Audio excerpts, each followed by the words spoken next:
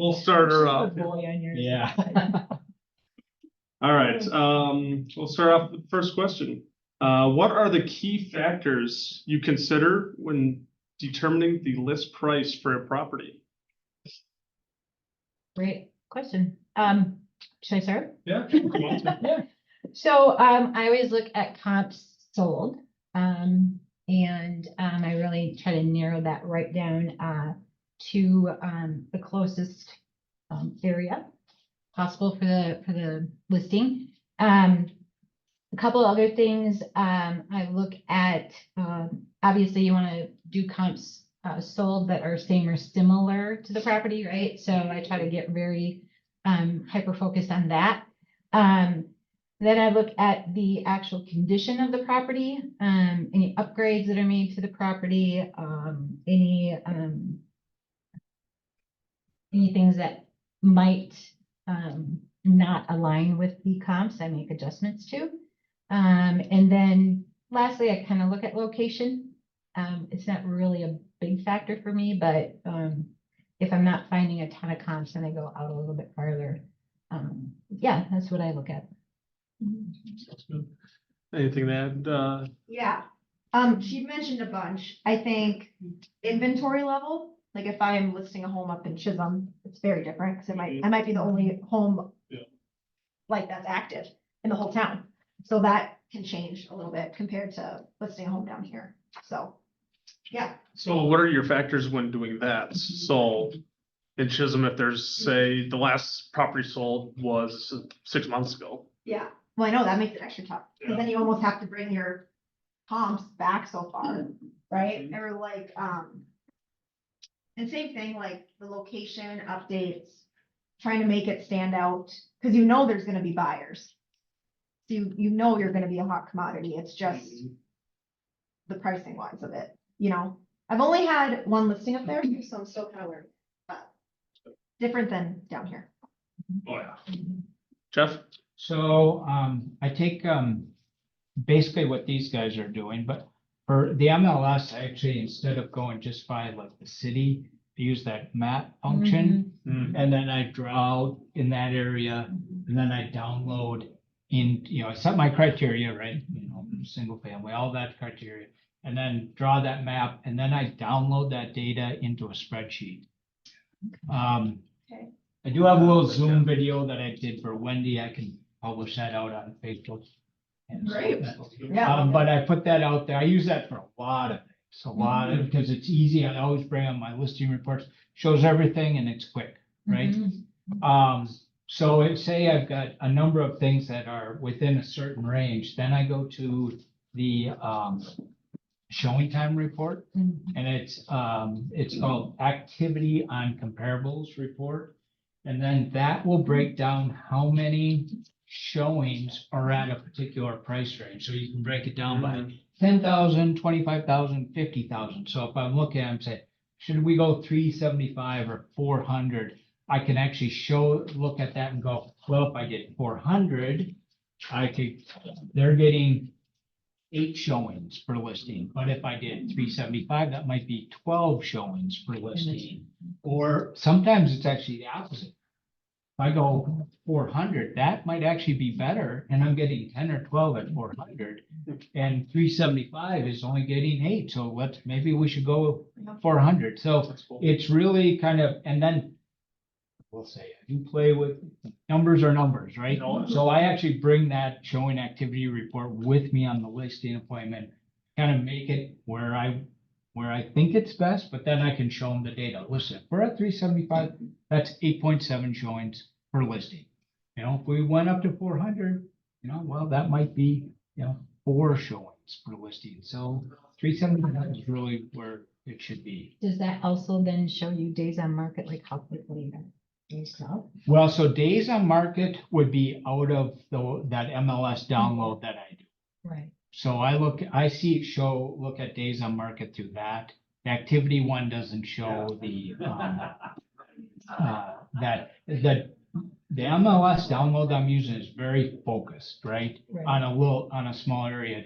The activity listing report is based on a city.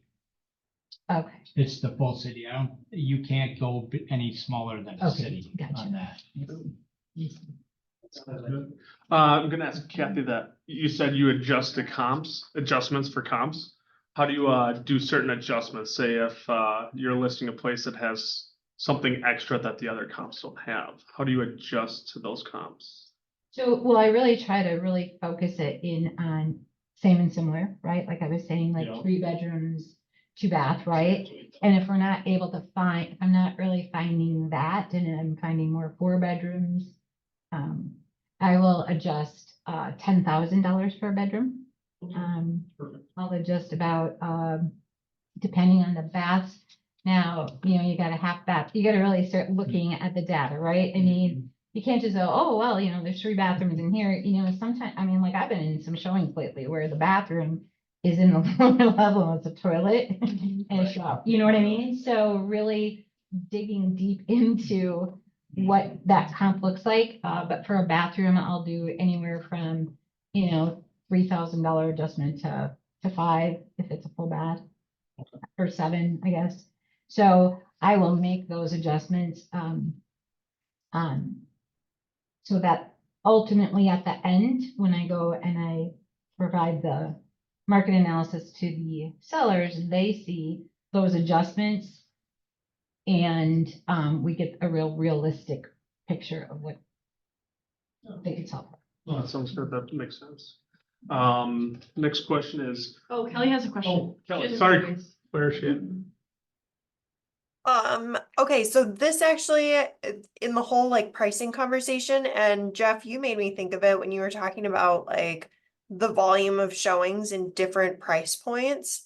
What's your guys' take on pricing something at like a $399.9 versus 400?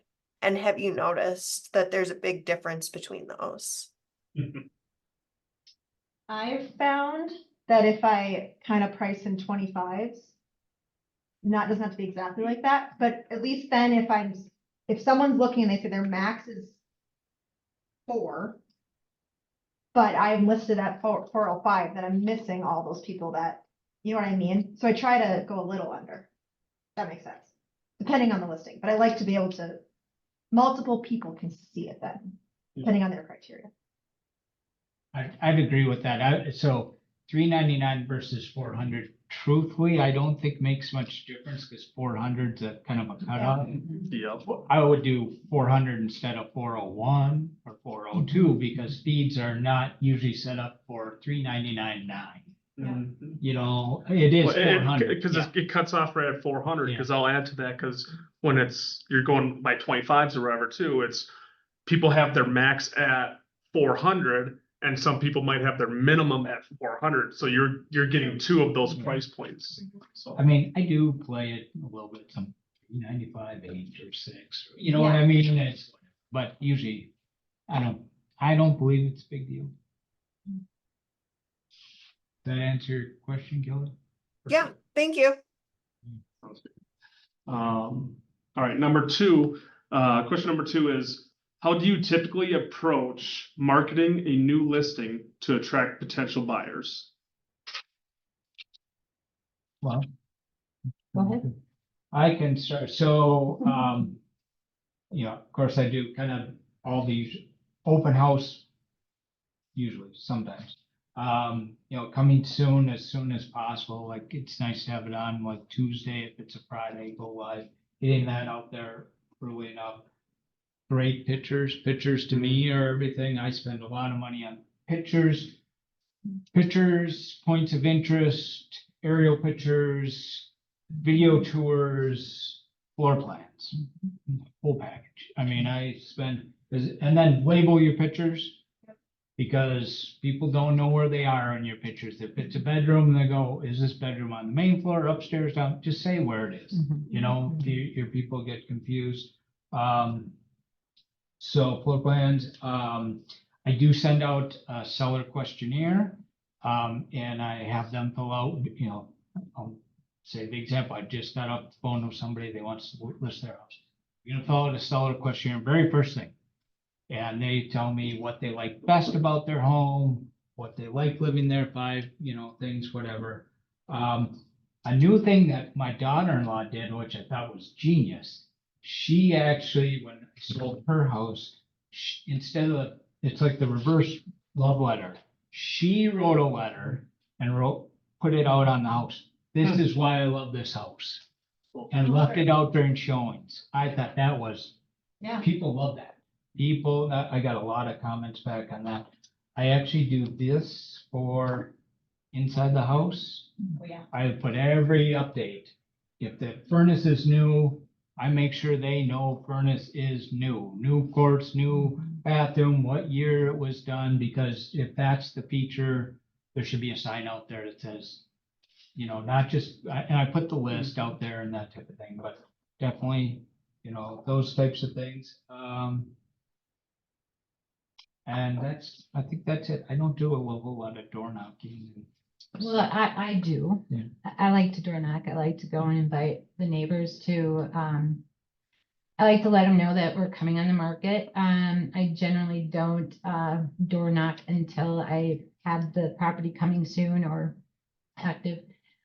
So what I've realized lately is, especially even with my buyers, so I'm gonna flip a hat real quick here, but the coming soons that are on the market that are 21 days out, it's I don't believe that is the best way to serve your No. seller, okay? I really don't. I think, if you're gonna go on the market, and you wanna go from a withhold to a coming soon, what I've found lately is coming soon, put it on Monday and go Thursday live and have that short amount of time, because next thing you know, buyers are looking at, what's wrong with that house? Why, Right, yeah. why isn't it Why can't I selling? see it? Well, it's Yeah. not selling because it's not available for showings yet and it's coming soon. So their mindset isn't like ours, right? So I just think do that coming soon, real short, quickly, because it's fresh. And then, next thing you know, you're gonna get a lot of showing requests, right? If you got great photos, again, great photos. I do like to do, like I said, I do like to do the door knocking, let people know. In the past, I've invited people to the neighborhood open house, right? It's usually an hour before the public open house. Sometimes I've gotten a lot of neighbors through there. Again, the nosy neighbors are great neighbors. I always welcome them in. I'm like, hey, come on in. You might have a friend who wants to buy the house, move into the neighborhood, that kind of stuff. Let's see here. What else do I have down here?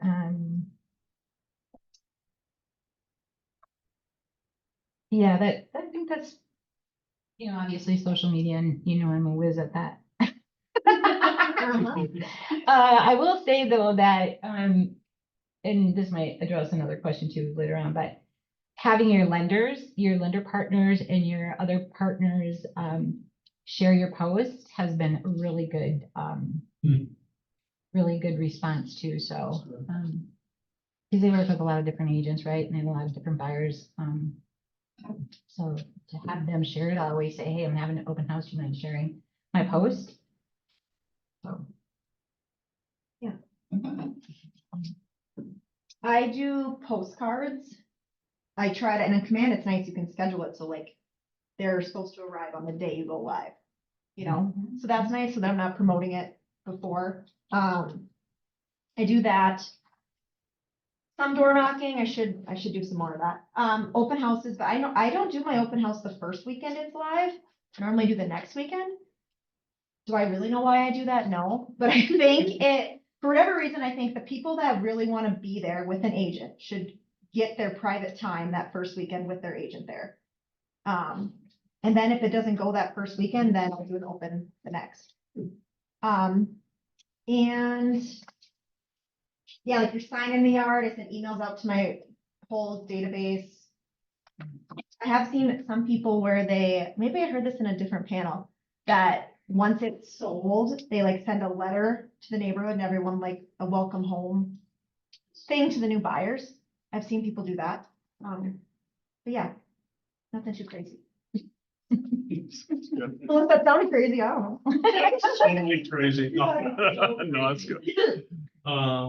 I'm gonna skip down to 7 because I think that aligns with our number 2 question.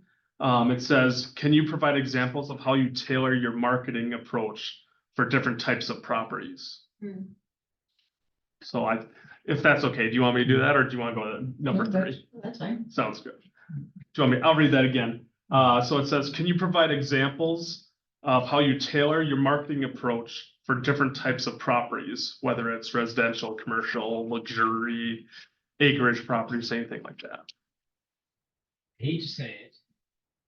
Why don't we do commercial? But it's all the same. Also, Everyone, I mean, I spend the same on, get as many pictures, I don't do much extra for the higher end stuff. Pictures, I always get the best package, best, I kind of do the same, best quality job, whether you're 200 or 2 million.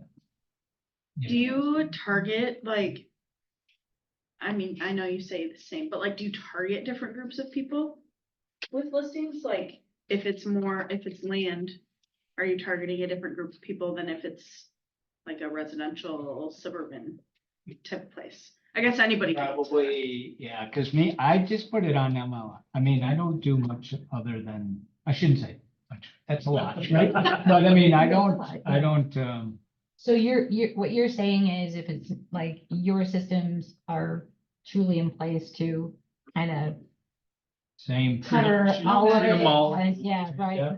And it Treating the works, 200 works. like they're 1.2. Yeah, Yeah. and it works, and so why tweak it, right? Yep. I've had some, I'm kind of that same way too, like I don't adjust too much, but, like for a new construction home where, it's over $1 million, I did some unique things at the property where I had like a wine and cheese event at the home. And had a tour of it, had music there, had all that kind of thing, had invited select people. It wasn't open to everybody, but it was for those people who were looking in that area, who were looking, neighbors too. I did invite some certain neighbors. It was the turnout was great. I didn't get any buyer out of it, but I did sell the house. So I don't know that. Yeah, but I thought, they loved it. It felt luxurious to them. It felt like it was a special event, that kind of thing. And then I guess, we have awesome luxury agents in here too, so maybe they would be able to, share, some of those pointers, but, I'm the same with you. I just kind of. across the board. How about you? I think I agree with them, and I think really asking the seller, like, what do you think will work the best, or like in your network? Do you know what I mean? So like, I have one that's gonna be going live up north in like a month, but it's in the middle of nowhere, like actually the middle of nowhere. So he told me, he's like, listen, you're gonna need to put something in the paper. I want on the back of the bathroom stall. Up north, at all these local bars, the bathroom stalls has the listings, and he's like, that is, That's cool. I'm telling you, you're gonna need to do that, because it wasn't expired, then he did for sale by owner, now I got it. But that really like pushed me out of my bubble a bit, because you know what I mean? It's not like It's a here, it's a you're different really gonna need environment. to see it, like people will see that at the meat raffle on Fridays. Yeah, In Right? the bathroom, they'll see. so the house. true. Yeah, Yeah. so true. You don't gotta think know about your it mar- down you gotta here know your in market. right? I'll let you know Valley, how it but goes. yeah. Yeah. Well, then that gives you precedent to say, how'd you hear about our listing? Oh, I saw in the bathroom bathroom stall door. They'll say that, like, Hannah's gonna sell my next house. yeah, uh-huh. That's cool. Yeah. And then, so next question is, can you share any successful strategies or tactics you've used to sell properties quickly? Wow. Just like we talked about before, you check things out, then go slightly under market. I have that conversation with my sellers here, say you think it's worth 400. What do you say we go at 390? Let's get multiple offers, let's get this going, but just know that maybe 390 might be the highest offer. But if we want to create, I just had this happen a few weeks ago. Well, they thought 4, I said, let's do 390. They gotta trust you, right? Mhm. It's a leap of faith, depend on the market, but try to go slightly under market and let her fly. That's, to sell quickly. The other thing I was gonna say is, and I use this kind of like in my presumptive sale, but that doing carpeting and painting in some places really makes a difference, to get a clamp. I use a stager all the time, every property, like you said, to use one system for low end, high end, nope. Everyone gets the same service. So, and I actually use my stager so again, I'll say, I just got off the call before I got in here. My stager will probably go see my listing client before I will, because that's presumptive close, right? Yeah. Let me get you her. She's gonna give you your homework. This is how you're gonna get ready. It's never too early to talk to her. She will give you, don't touch a thing until because maybe you're thinking I should get rid of this and she says you should put it in. You need to talk to her first. She will be there.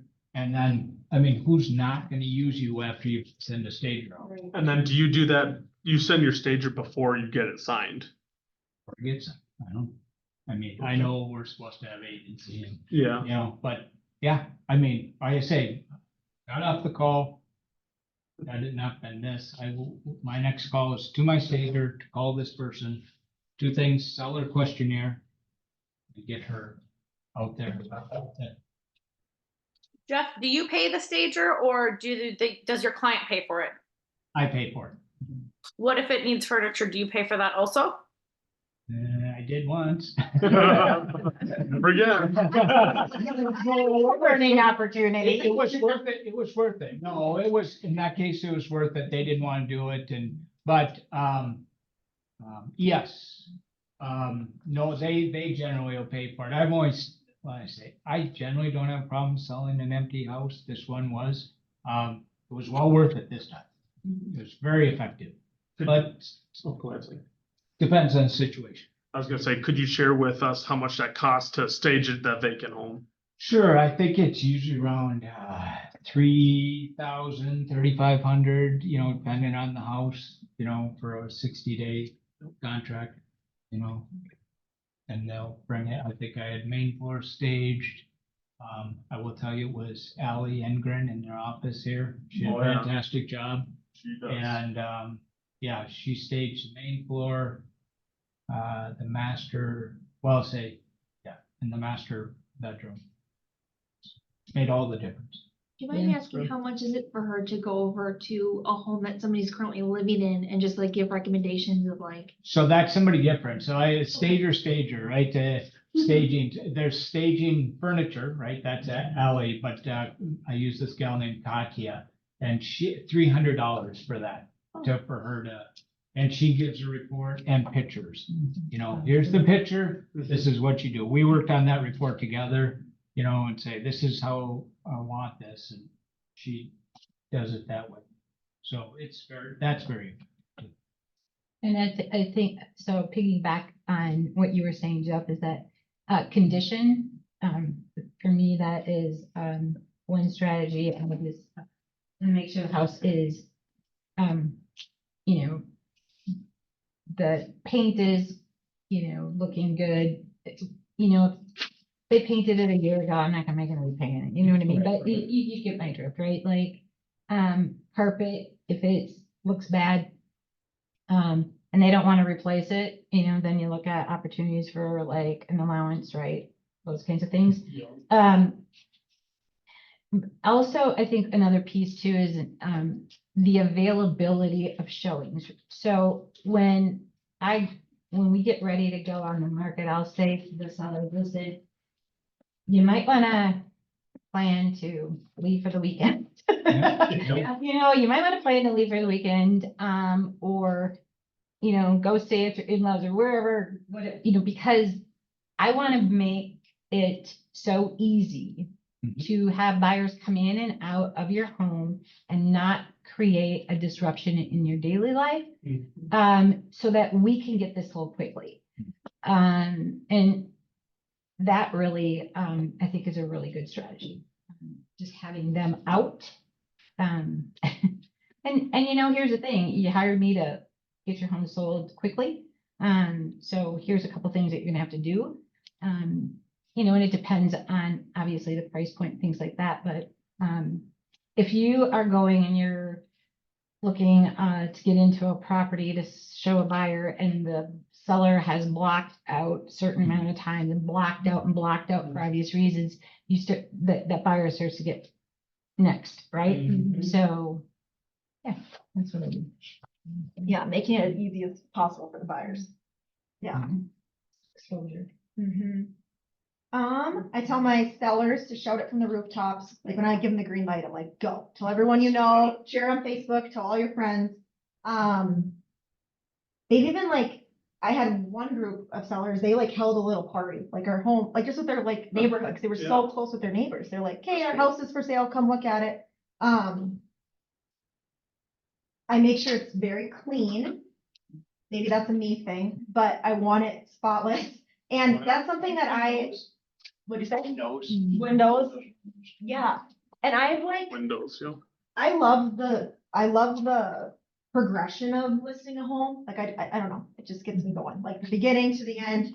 And I like, and this is just a thing I do, on photo day, I go there like 2-3 hours before the photos. And I just spend time, because they are overwhelmed. I'm like, hey, what can I do? Literally give me I'll start wiping down baseboards, or let's move this here. I know you thought that looked good there, because I'm starting to like that staging aspect of it. But I have gotten really good reviews and really good compliments of like, you came 2 hours early, like you have no idea how much that helped us. But that's something, because that's the first time I normally see the home, is picture day. Sometimes, so.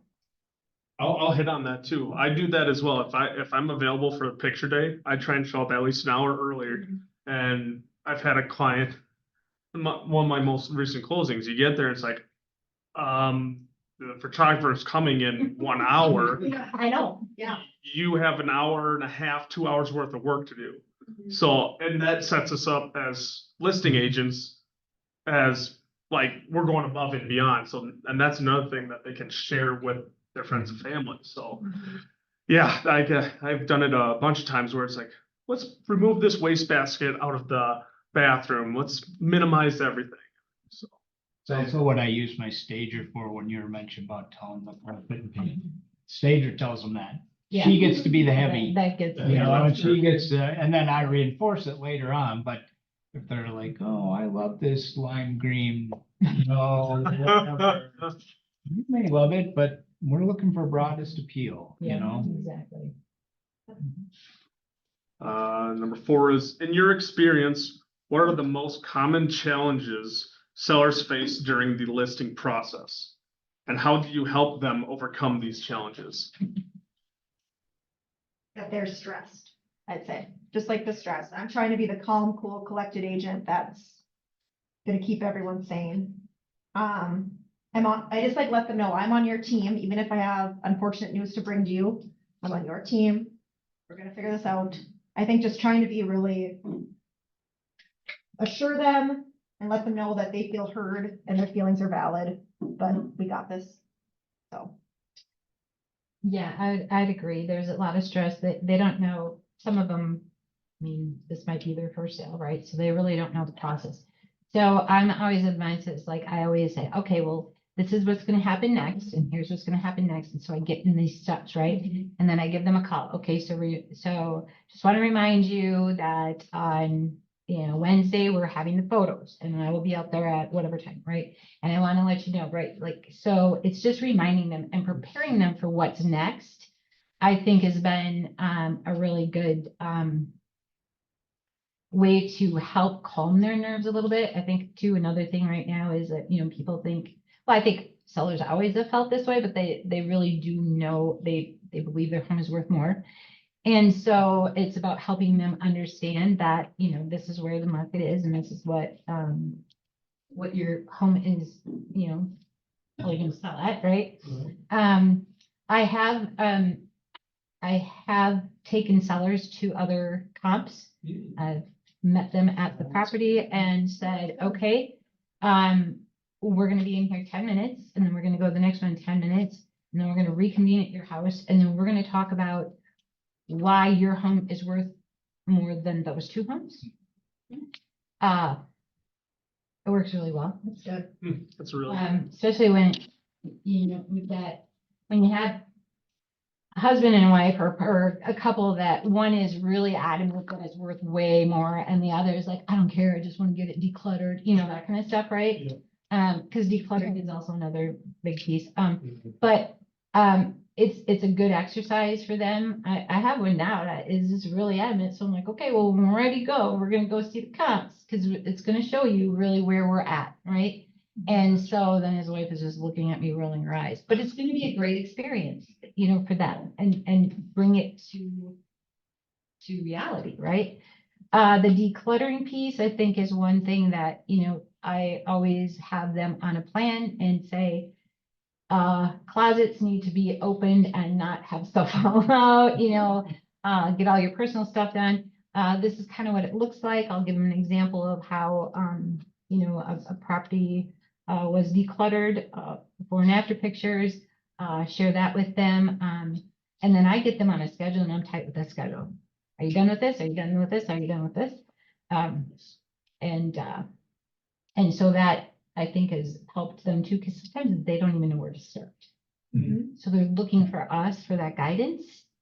And for me, it's about making sure that I present their home very well in that short amount of time, and that they understand why we're doing this. So yeah, education, big one. I started setting up a little spreadsheet list of dates, so, you know, stager coming to your house, projected this date, actual date, you know, that type of, so we're checking off, you know. I do checklist as well with that, with through command. One of the things that, some people, they get everything done, clean, finished up, and they go, why am I moving? Yeah. You know? Yeah, you kind of go back to your. So nice, I Yeah. want to move now. Back to your motivation. The other thing is All the to time. kind of really understand too, this is where people raise their kids. You know, this is their biggest asset. This is emotionally, this is a big deal to them. I think the more you convey, I understand this is emotional to you. I understand this is a huge thing. I take this very seriously. Confidentiality, I take seriously, you know, just say, I understand what this means to you, you know, and you are gonna have some tough times and, you know, all of that, but if you keep conveying that you really care, you really understand, that you understand this is tough, and it's hard, it's work, it is work to be done, and, you know, I mean, just even validating that they're working super hard helps a lot, Yeah. right? 5 is, how do you handle negotiations with potential buyers to ensure the best outcome for your clients? Want me to read again? No, no. Oh, sorry. Okay. Go for it. So, I know I've heard some other panels, they don't like when you do this, I'm fine with it. If I'm on the listing side, I try to connect with those agents every time they call, and every agent, I want them to get off the phone going, I've got the inside track with this guy. Yeah. Him and I are buddies, we are getting this, you know, and then when I go back to them and say, hey, will you keep me updated? I do. Yeah. Next offer came in, next, you know, need to, you know, what's up, next offer came in, next, I text them, you know, and then, also, when they ask me, how many bids, what do they look like, very competitive, but I always said very competitive, I had too many people bail out at that time, they're like, okay, then we're done. You know, well, Oh, maybe, sure. Yeah. so I now I say, very competitive, but not enough to take us off the market. And then it's, because I don't want those guys to go away either, because even if they're an offer, having 2 more, if I have 5 instead of 3, that's a signal to other agents, right? I will say on the buyer's agent side too, when I do this, get those things in early. You know, because if you're putting it in at the last minute, you have no time to get that relationship going. and asking questions and whatever. And if it's, Right away. if you're the first one and then you find out there's 5, pull it back and make a new one now, or whatever, but at least you have, I can never figure out the person since the last hour. Well, they don't really know. We don't have any chance to have that conversation. So that's what I try to do.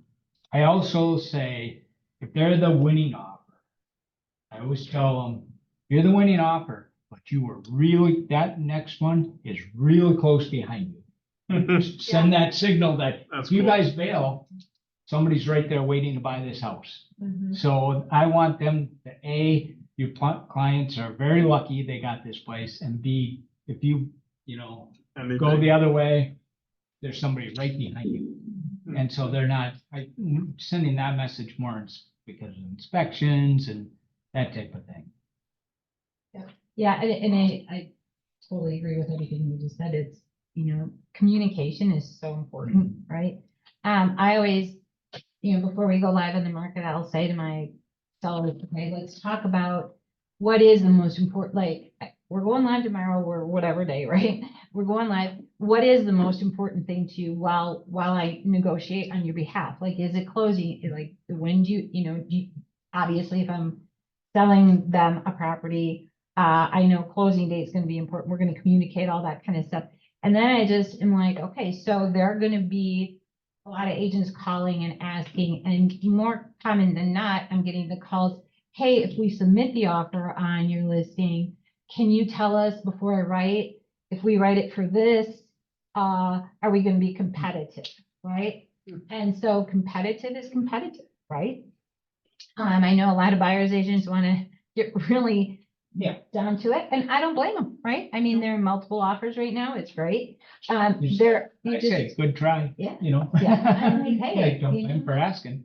like, it's up to your buyer what they Yeah. want to write, but the seller is really clear that this is the closing date, right? So Yeah. you just really, and so I think, but the communication with the buyer's agent, I agree, answer your phone. Yeah, As a listing Yes. agent, Yeah. answer your phone. yeah, Please answer your phone. yeah. Yeah. And get back to it if you And can. if you can't answer it right then and there, then call them back. Yeah. Yeah, it's important. Yeah, I had that highlighted, like, you gotta answer, because nothing's more frustrating as a buyer's agent, where you're trying to figure that out. And I think too, I try to put myself in the buyer's agent shoes, while still like, having my seller's best interest in mind, but I want to have a good relationship with however many offers I got with those agents, even if they don't get the house. I want them to see my name next time and be like, wow, she was nice to me. You know what I mean? Yeah. Like, while still being fierce, but being really sweet and kind and listening. And I'll actually toot Kathy's horn a little bit. I was working on a deal, and I guess I didn't really ask this question, but like, what is your why behind you need to take home 400,000? Why is that? And she's like, do you know that? I'm like, no. Well, then, so that's a good thing, I think, to what am I fighting for on your behalf so hard for? Why do you need that? Maybe you can talk more to that, but that just stuck with me.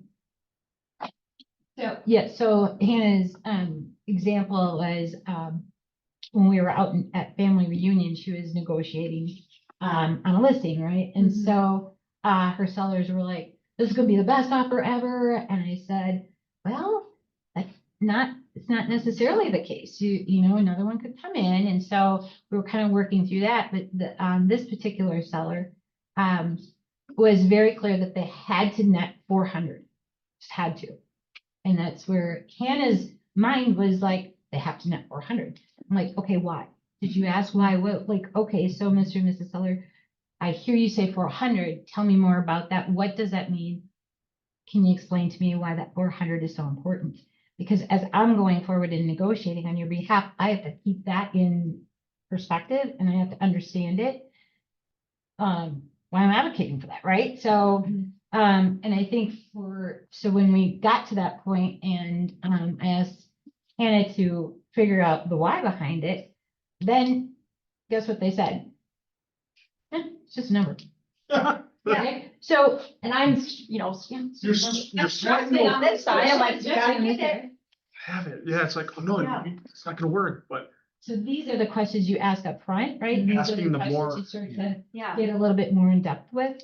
Shelley Holtz does that. She digs down and says, well, tell me more about that. She's really into like asking as much questions, because then situations like that, then you're like, oh, you know, it's just numbers. Like that saves us as listing agents like so much stress, and like it will have saved you like, okay, Oh, absolutely. Cause then at the end of the day, to figure out that they didn't have a mortgage, this was all gonna be, you know, in their pocket, so it was like, that's a good number, it sounds good, you know. you know, so. Another thing I want to hit on what you guys were saying, like be super just talking with other agents, but be fierce, but also be good to those other agents. I had a similar situation where I had very good communication with that other agent for a listing, or as a buyer's agent, and for their listing, I had clients that made an offer that was not the highest offer, but that agent accepted my client's offer because he knew how good communication we had, how smooth our previous Yeah. transaction went. Yeah. So You answered the phone, I'm sure. and answer the phone. Yeah. We were super, like, we were back and forth like this. As agents, for listing agents, buyers agents, we want to be as good with our clients as with other agents. So with that, it's like there'll be agents that will put a highlight on your name for the next transaction, and if you're in multiple offers, you're gonna stick out. And Yes, I agree with that 100%. And then I've always, well, I've started to do this, not always, but you know, I always will respond back to the buyer's agent once, you know, if we're in multiples and their offer didn't get accepted. So now I'm going to the sellers, I'm gonna say, okay, so you give me the authority to communicate enough about the offers that came in so that those buyers have some knowledge about where they were at in this multiple offer game, right? Because it's kind of hard for buyers, right? So they're like, yeah, please do it. And then I always send a copy of the email to the sellers first so they know what I'm saying. But I'm like, hey, you know, we had three solid offers, you know, we had 2 conventional, 1 FHA, you know, very generic enough. 3 that, you know, waived inspections, whatever it is, right? And I have to tell you, more times than not, I will have the buyer's agent pick up the phone and say, thank you so much for that. They don't even email back. They just call and like, that was really, really helpful. So, yep. Well, let's see. What steps do you take to ensure that a listing stands out among other similar properties on the market? I go into the properties around mine and I do a preview. I get to know my clients really well too. I just had an open house on my listing on the north side, and some of those sold comps, I really studied those. So when people were coming in and they were talking about the homes, I had knowledge as if I was the listing agent on that home, and they're like, oh, you really know these properties, right? So I'm the expert, right? So I'm gonna show that my home stands out. Neighbor came in, I was like, oh, where do you live? And he told me across the street. I'm like, oh, are you the one that has the Rambler over there? And he's like, yeah. I was like, oh, you bought that last August? You know, and he's like, yeah. You know? And so, and I'm like, you have that really big basement that's unfinished. I bet you're gonna work on, you know what I mean? So you started to talk about that. I'm like, well, this house doesn't have the big basement, but this house has right? And I was going through with that. And people at the open house are like looking at me, but I was like, well, this is how I sell this house. Because I'm going to show the value in it, and I'm going to also know the comps, because when you're in a neighborhood and you got the neighbors coming, you got the other buyers agents coming, and you're at an open house, you're talking about the house. So you got to know you got to know your market. You got to know what you're selling in. I think previewing the houses is big. I just started doing that. That's a big one. Honestly, for me, I just try to get back to the photos, get really good photos, good videos, you know, points of interest, so they really understand the neighborhood. I think that's. Yeah, I agree. I think I kind of answered some of that before, but just like, yeah, the photos, bringing in staging items, being clean, yeah, showing up early to help out. Question number 8. How do you stay informed about market trends and changes in the local real estate landscape? Go to trainings in the office. Because like I'm surrounded by intelligent realtors and people every day. So I think that's like one of the easiest hand-on ways to learn info. So like SPAR, Info Sparks, podcast, just ask them a lot of questions. So, yeah. Same team meetings, come in Mhm. here, ask other realtors in the office what's going on, what they think, spar. I do call some listings that have gone pending and ask Oh, yes. them, what'd you get? You know, I mean, some will tell you, some will say, you know, jump in a lake, whatever. It's like I've been told no before. You jump in the lake Yeah. and so that. So, yeah, I'll ask them, what'd you get? You know, or can you give me some idea? And some will tell you, and then if they don't tell you, then you go to the buyer side. Maybe they will tell you, maybe they won't. Yeah. It's 2 phone calls. You know, you get an idea, and then you get more up-to-date data. But again, I use that MLS download that I talked about. Use that as well. Well, I'm constantly looking at what's happening, what's changing around those properties, right? So, looking at days on market, things like that, because I've been through some of them, when you go to schedule a preview, they're already pending, right? So they got that, right? That's happening, but, and just talking to, so I like to call the agents too and say, hey, what was your showing activity like? You know, what did you, kind of feel them out that way a little bit, and then next thing you know. Hannah's, because I saw she yeah. had the listing 2 weeks Yeah. before me, Yeah. 2 blocks away, Yes, so I could see how many she had. right, yeah. You right. can only get it in your brokerage, but I could see how many she had. Mhm. So I use the data from her place to show my people. Yeah, and then I could like share with him, like, this is what Yep. stood out, or this is what people in the neighborhood are looking for, So yeah, if you come upon that, definitely reach out to other people in the brokerage. Mhm. Hannah, you hit on podcasts. Yeah. Which ones, if you have them in mind, do you listen to it or do you like? This could be between the 3 Yeah. of you. Just for like overall, I really like Hustle Humbly, it's called. Brooke Boss got me on it a while back. Now I'm just kind of obsessed. I listen to them all the time. They're from Louisiana, funny enough, but they're really awesome gals, and they are real, and they have great info, like the whole NAR thing, like they were on top of it, providing information, and yeah, I think, if anyone has any like suggestions though, if there's anything like, is there a podcast really like Minneapolis based or like Minnesota based for the market? Do you guys know? Anybody online, do you have a podcast that you listen to? Right. That's right. I listen to Gleeman and the Geek, that's about the twins. Does that count? Yeah, you know what, that works. Mel Robbins. Yeah. Mel Robbins. It's about Robbins, I guess, but it's not about listing. Next one, number 9 is, what advice do you have for inexperienced agents when it comes to preparing and presenting listings to clients? Well, go ahead, Jim. Well, first of all, I say reach out to another agent, and get some, advice up front.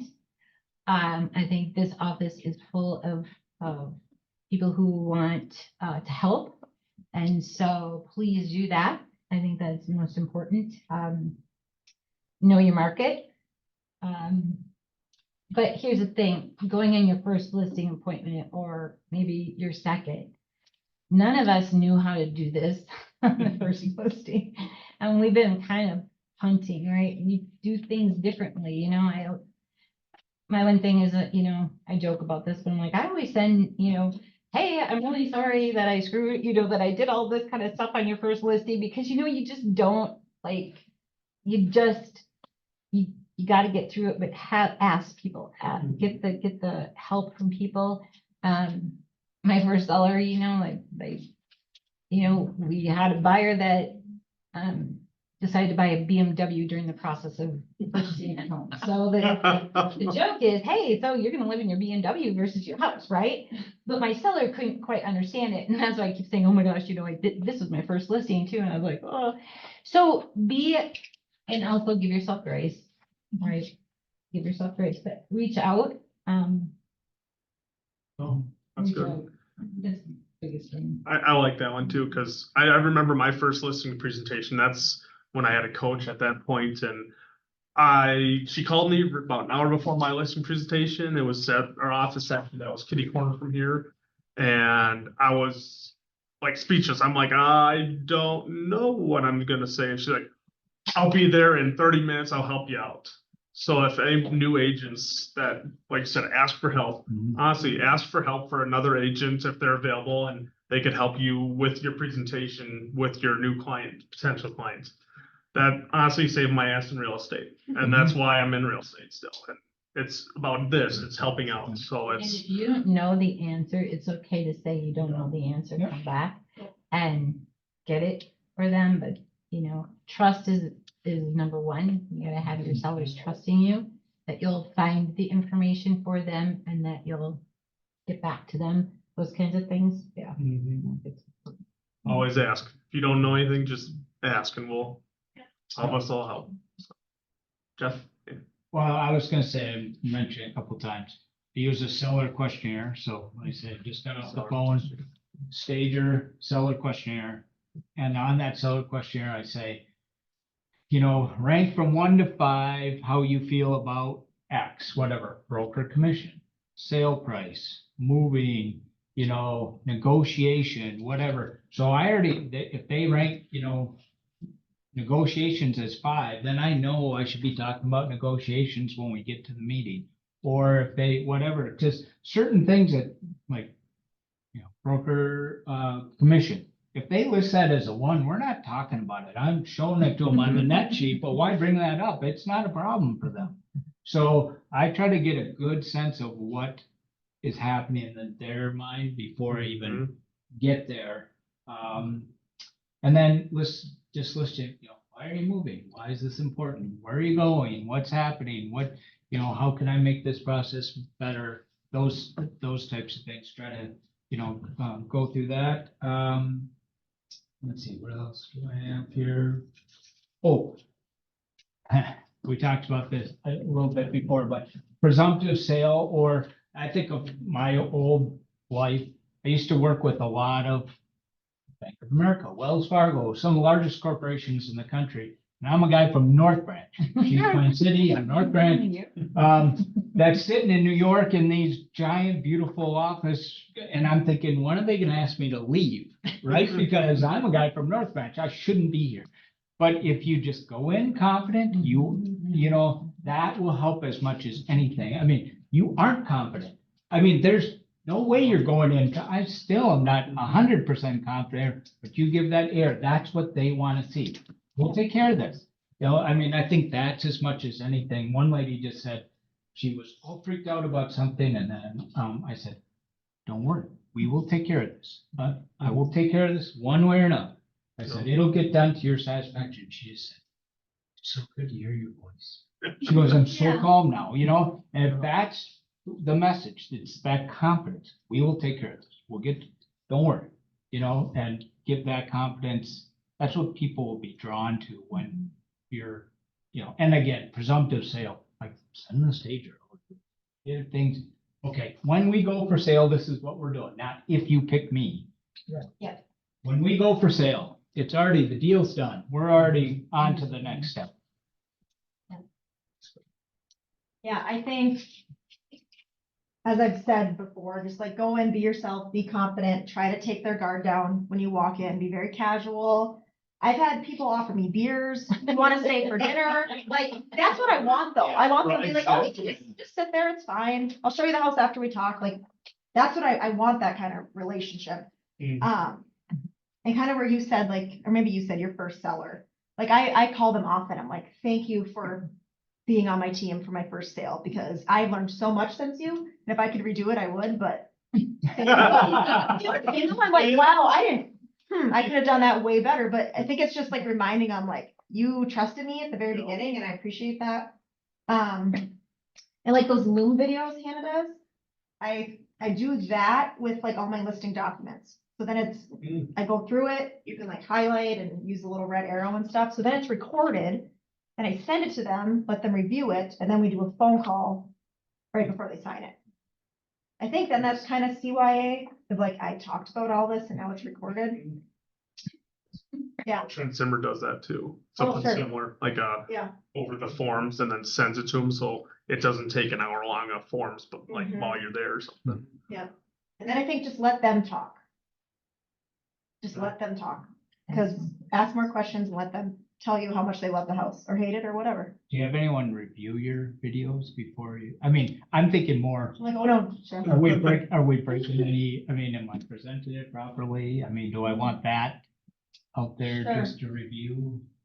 You know? No, No. Jared, plug your ears. Yeah. I get myself in trouble and I don't even know it. No. Fine. It is fine. Alexis You isn't go- here, we don't need to worry about it. I just, While you're going over the forms and just highlighting. It's the same as I do over Zoom or over the Yeah. phone. It's just, because I think it's just better, they can look back on it then. yeah, no, I think it's great. I think. No, I do, I just pay for a year and The so. beautiful thing about this is because Yeah. everybody is bringing a different piece to, Yeah. you know, we don't have, like, this is a great thing, because not everybody, you don't have to do it that way, you don't have to do it my way, you don't, you know, there's different ways, and so I'm learning about this, like video, huh? Yeah, don't ask for a copy of mine to So review. I'm the one that goes and I'm like, okay, here's the listing, you know, here's a listing paperwork we're gonna go through, but I like to get out to the house. Mhm. Just do. I like to be out there, I like to see what it looks like. I tend to do the whole thing except for comps the first time. I burned on that once, because I got into the house and it was a dump. And Oh, I had yeah. the comps as if it was just a normal, and I'm like, I chucked that thing back in my bag, like, oh, we're not talking about that right now. We're not selling an $800,000 home. Yeah, no, so I do the first one and then we do comps. But comps, I will do my comp report, but then I'll email them that on the MLS portal too, so they can see all the pictures and pick all those 5 or 6, and I email those. So then that's, before I even get there, then they got a much better idea, like you said, y'all think their house is much nicer, but then they look at all these homes and all the upgrades that they have, and then they got a better idea of, okay, maybe I don't have an $800,000 home. You know, That's good. All right, next one. Question number 10. How do you leverage technology and online platforms to enhance the visibility of your listings and reach a wider audience?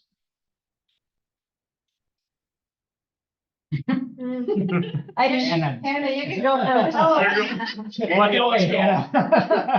I think I just share it with my whole database, like including my Northern Minnesota database, and let them know that I have connections in the cities or vice versa. I got a listing down here and let them know I have connections up there. So I think it's just connecting with that sphere and being parts of Facebook groups, like whatever, Hibbing, buying and selling, or Chisholm, anything like that, just being a part of them. So then I'm a familiar face. Yeah. What do you do? so I have run Facebook ads too on them, especially when you're looking at new construction that doesn't sell like super fast, or might not, you know, and I rely a lot on my, like I said earlier, like my, lender partners for sharing the, whether it's the Facebook post, the open house post, whatever it is, anything that I'm doing, online that way, have them share it. And then also, you know, look at, you know, sending that same information to my database too, just keeping everybody in the loop on what's happening. And, you know, maybe they know somebody who wants to buy the house, right? I mean, that's just always the best thing to do, is get your people Yeah. in the loop. I like that too. It's because I see a few lenders all around, they're sharing other agents' posts. It's like, if I had a client right now, I would, because it's like, you don't see that. It's not in a automatic email that you get, but you see that. It's like, hey, I might actually know someone. Then you call your client up and it's because lenders, they work with hundreds of agents, so. Yeah, that happened on my Pine City listing when I put that on the market and I was doing an open house. And one of the lenders that I work with, I'm like, hey, could you share this? He's like, I could do better than that. He said, I just got a buyer pre-qualified or pre-approved, and he's looking for a house just like this.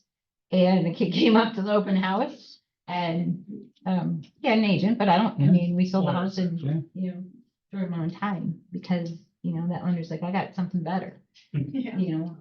Yeah, so you just never know. Since Ben's here, I should say, you should use reverse prospecting. Oh, yeah, I do that all the time. I do that all the time. Yep. Right here, yeah. I love it. Yes, Yes, Can you explain that for yes. any people that don't know? Jeff loves it. I love it. I love Okay, it. tell me, Jeff. Go ahead, Ben. Use that. Usually you can go into your listings and your matrix and you can pull up a reverse prospecting list. Copy and paste all their emails and reverse prospect, making sure the agent saw as the professional a listing that one of their buyers might have interest in. And then I also will send them the open house piece too. And just say, send your, or, you know, if you have the open house and you're like, hey, if you don't wanna schedule a showing, send them through the open house. I was, you know, respectful of the agency, right? And Yeah. And I do that a lot, you know, agent will call, hey, I can't make it, but I'm gonna send your, my guys through your open house. And then I usually try to pump that agent, you know, to the, say, oh, I know, even if I don't. Yeah. I know that agent, you have a very good agent, you know, and try to, you know, Oh, yeah. grease skids down. Anything else? We're good. Question number 11. You have a seller who says, I heard I do, or I don't have to pay a buyer's agent anymore. How do you communicate the value of both your services and the services of a buyer's agent to get the full commission? Yeah, so I mean, Mark Duffy sent out a great video on that, not to post out to Facebook. Now, one of the best things that was in that video was the value of your house is, you know, the price plus that buyer's commission. So when somebody was selling a house for 500,000, that included $15,000 in buyer's commission, you know, so that's what the value is, you know, is when you talk about that price. And then getting into that, well, you want to open it up to the largest market, right? Not just people that can pay for, you know, here's who's cut out if you don't pay this buyer's commission. You know, first time home buyers, goodbye. You know, people that have maybe 3% or 5% down to buy, those guys are gone. You need offers. You need multiple offers. That's our goal, is to get to that point. You want people to be represented, you know, and I talk to them about how that's important to be represented. You know, it's like the conversation about inspections. Inspections aren't bad. You know, we want that. So that's, you know, I haven't had that conversation, but that's kind of the spirit I've been walking through and how I would go through that. Well, first and foremost, if that was the statement that was made to me, I would want more clarity. And I'd ask some different questions because I'd be very curious to hear what the seller was thinking. Yeah, go ahead. We had a listing appointment last night, and he said, oh, I hear starting in July, we won't have to pay this. So there's a lot of misinformation out there, not understanding. So I said, you know what? No, this commission's been negotiable since day one. And we have a lot of disclosures in the state of Minnesota, you know, to protect the buyers and the sellers. And we walked through all that. So I said, it's always been negotiable. And this is a first time home buyer house. And I said, if you want to bring the most buyers to the table, you're gonna have to, That's a big one. I would advise offering paying some of the buyer's commission. Like now that's negotiable, but how many people do you want to bring to the table? And it's a market economy. What's the Supply and value demand. of Absolutely. one offer versus three, Exactly. right? Because then your price is gonna go up by probably that full commission price. Yeah, and I said, they'll say a typical down payment is, 3 to 5% of first time home buyers. And I said, then they have closing costs of another 3%. So now you're talking on a, $300,000 house, you're talking $18,000. And now if they have to pay a agent on top of that, we're talking $25,000 to $27,000. That's a lot of money for a first time home buyer. So it's gotta come from somewhere. Yeah. So that's how we had that conversation yesterday. No, that's good. Yeah, I think just the buyer's agent is your friend, and we want them to bring qualified buyers that are ready to rock. And that it's to your benefit in a lot of ways, so. Hey, Mark, can you share that post again onto our Facebook page? Oh, yeah, I was on the MC. I'll go find it Is that- again. It was a podcast of three guys talking about it, a lawyer, agent, and then I forget what. I think other they guy. both two were brokerage owners. Yeah, brokerage owners and stuff, and they'd had some very good information. It's kind of real similar to what Gary and Yeah. those guys are doing on this.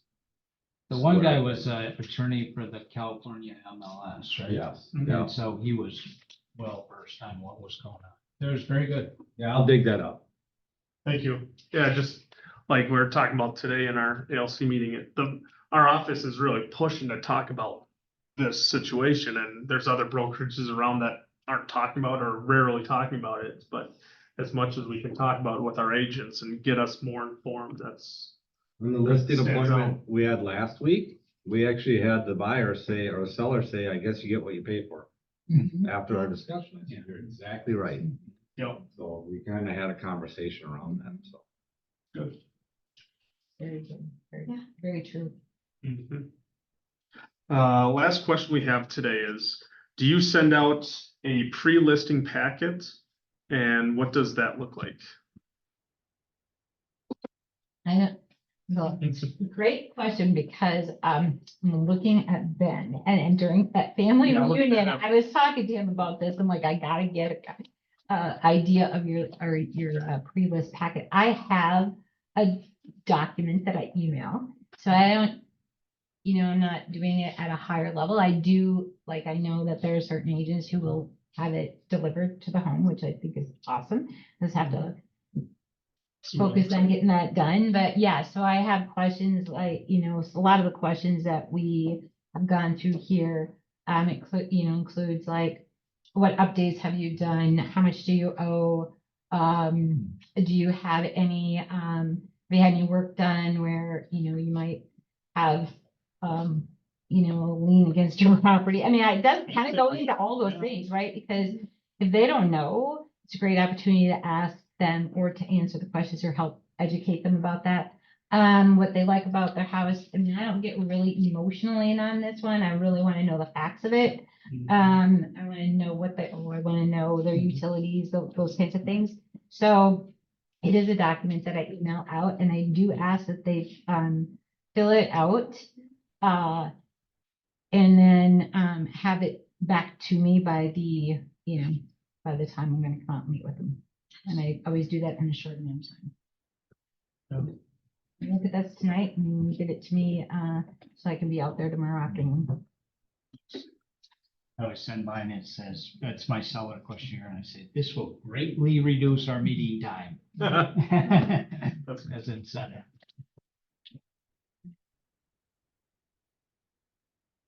Yeah, I think just that video, say about the video now, but Yeah, say it again. No. yeah, I think just like that, and then I'm trying to come up with something similar to what they have. It's like, what are your top 5 favorite things, or what's your coffee order if I want to surprise you with Caribou one day or something, I'd like, and I don't know if that's like a Google form that's easy to fill out or what. That's what I use. It's Okay. super.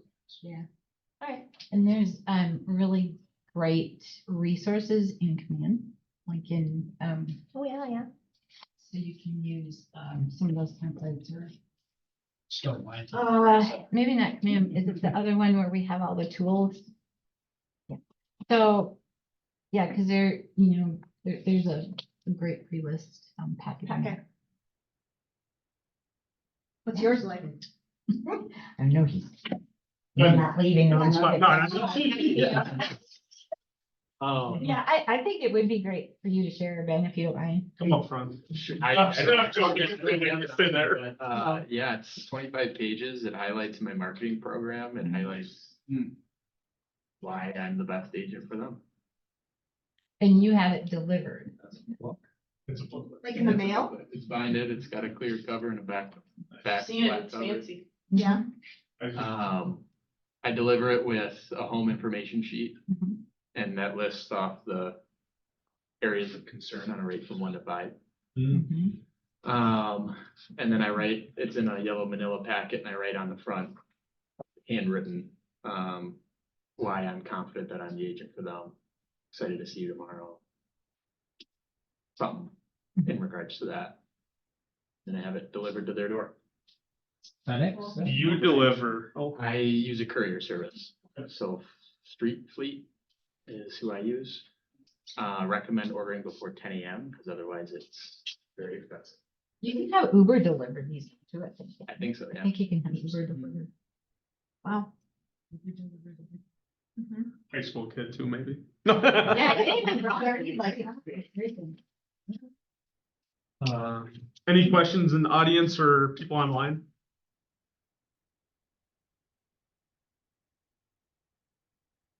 I know we're over time here. Is there? No, it's just, Is Is it just a red dot? it was me saying, turn your cameras on. Oh, okay. uh-oh. Oh, yeah. Well, thanks for. Yeah, thanks for letting us Thank you know. guys. This is So so great.